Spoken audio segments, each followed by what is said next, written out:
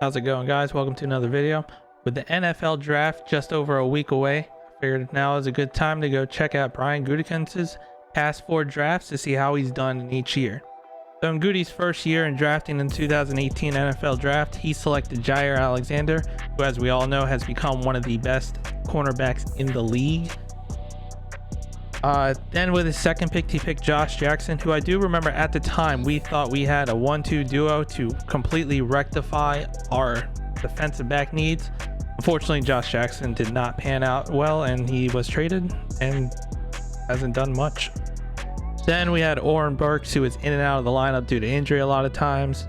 Then with his fourth pick, he went with Jamon Moore. Didn't really do anything with us. I know Aaron Rodgers might have been talking about him for not putting the time into practice, and it seemed like he was talking about Jamon Moore. Then Cole Madison, J.K. Scott, MVS, St. Brown, James Looney, Hunter Bradley, and Kendall Donnerson. Most of these guys didn't do much outside of MVS, who had a couple good years, seemed to be getting better and better every year. But still didn't really take it to the complete next level that we were kind of hoping, but he did play an integral part on our offense and stretching the defense and taking the top off. J.K. Scott had a up and down career with us, had a heck of a leg, but very inconsistent. And St. Brown, just whether it was bad luck at times getting injured, he just couldn't make the roster consistently. Out of this draft, obviously Jair Alexander was the best pick, and it happened to be his first. Hopefully we get him signed to a long-term deal and we keep him in Green Bay for a long time, because that dude is a beast. And then outside of MVS, unfortunately Josh Jackson was probably the most disappointing, especially considering a lot of people thought Josh Jackson was better than Jair initially in the draft, and a lot of people were shocked he dropped into the second round. Unfortunately, that didn't pan out for us. Now on to the next year's draft in 2019. Once again, Gute knocked it out the park with Rashawn Gary. Initially, this pick might have seemed like it was a stretch. But as we've seen recently, especially last year, the dude is an absolute beast. Then followed up that pick with Darnell Savage, who has had an up and down career with us. He did well in Mike Pettine's defensive scheme, but it seems like he's trying to find his way still in Joe Barry's defense. Hopefully he can get back to where he was in Mike Pettine's defense, and he'll be an all-star defensive safety. Then Gute went with Elton Jenkins. As we know, he plays everywhere on the line. Great pick in the second round. Pretty sure he's played every position: left guard, center, right tackle. Especially the one year where it seemed like every offensive lineman was hurt. Dude just kept getting shuffled and killed it. He did tear his ACL last year, which sucks. Hopefully it's not long-term like Box was and we have him back mid-season. And he'll probably, depending on where the draft goes, his best position is probably left guard, although really he could play anywhere, or he could get kicked out to right tackle depending on what the Packers do in the draft this year. Then followed up with Jay Sternberger, Kingsley Keke, Kadar Hallman, Dexter Williams, and Ty Summers. Outside of those top 3 picks, none of these guys have really done much. Jay Sternberger hasn't lived up to what we were hoping for. He's very inconsistent. So out of all these, obviously Rashawn Gary is Gute's best pick again.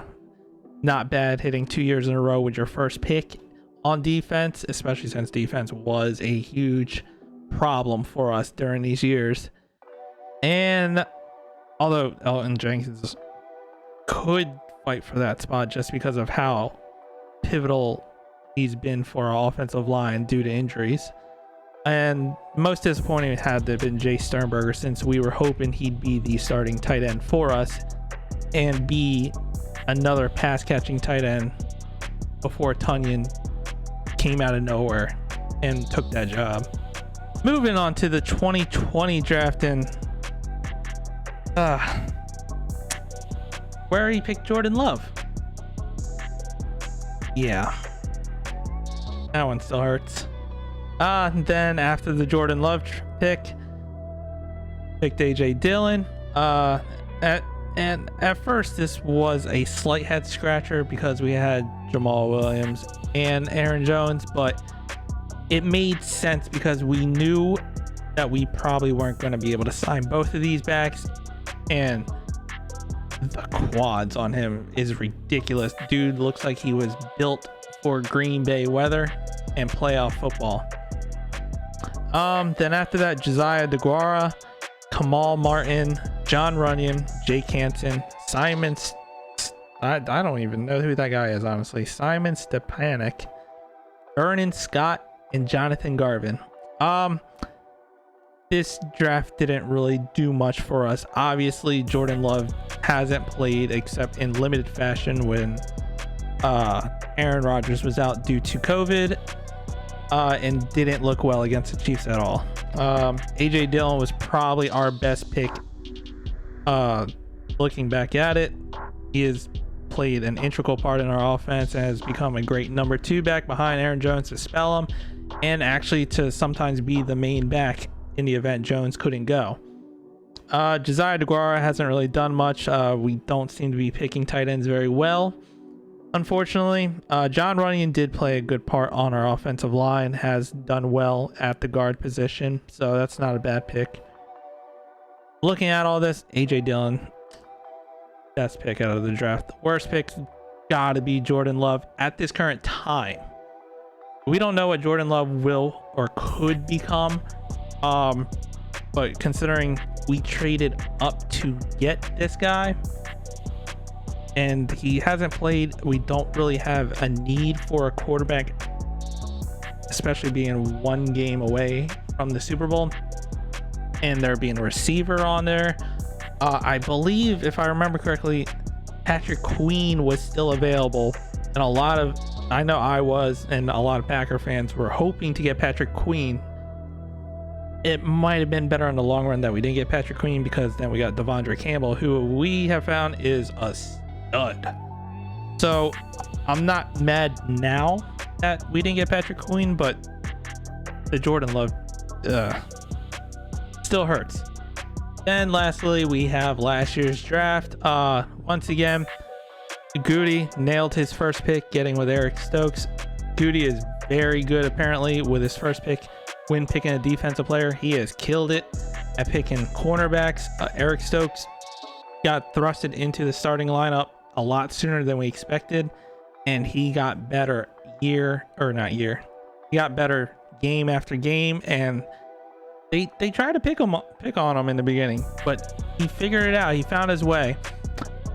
I still think he can get better, but he needs to figure out how to track the ball better, because there were a lot of times where he couldn't find a ball and he got called with defensive pass interference, which was frustrating, and that was a knock on him when he came out of college, that he had trouble tracking the ball. If he can work on that, dude's gonna be a star. He's shown flashes. He's started shutting down receivers. I can't wait to see what he does in year 2. Then the second round pick, Josh Meyer, starting center, did really well for us.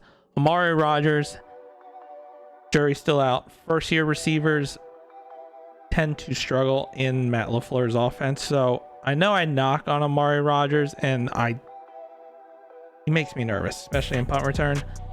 He could still pan out to be a good receiver. We'll see what he does in year 2 if given an opportunity.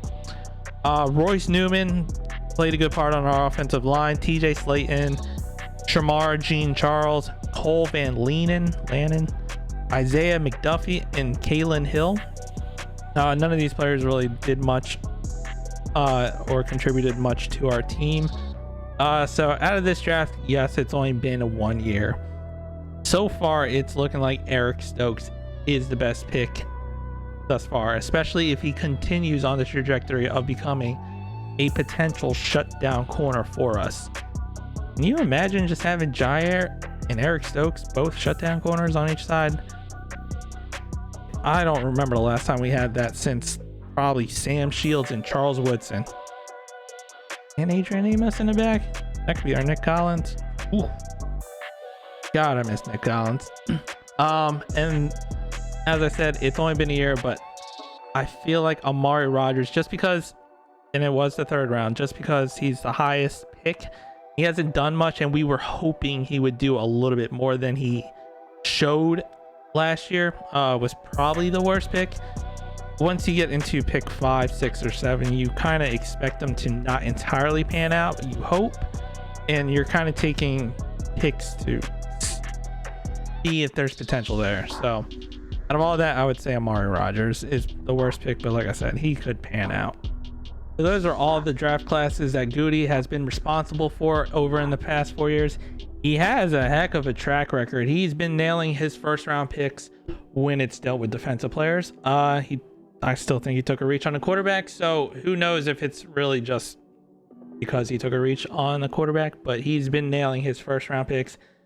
He's got a decent track record thus far with his top 3 round picks, so I am excited to see who he goes after, especially since we have 2 first rounders. Granted, we could trade, we'll see what happens, but I am excited because he has a good track record. Hopefully we go for a receiver. I've been calling for a receiver, most Packer fans have. It is our biggest need, but he could surprise us and go edge rusher or safety, and if he did, I wouldn't say I'd be shocked, but I would be very hopeful because he's been nailing these picks.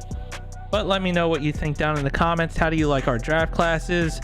Which player do you believe was the best drafted player in each class or overall? And who do you think just absolutely stunk? Hit the like button on the video if you like the video. Subscribe to the channel. And as always, go Pack Go.